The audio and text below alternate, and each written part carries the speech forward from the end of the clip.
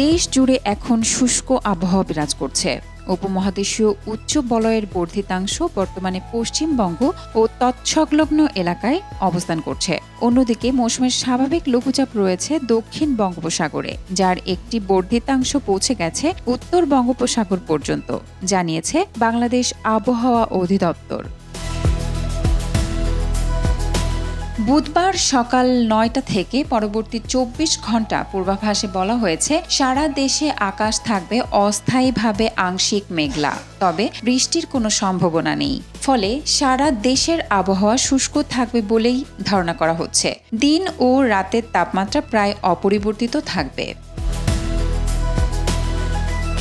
পরবর্তী কয়েকদিনের পূর্বাভাসেও বড় কোনো পরিবর্তন ইঙ্গিত নেই।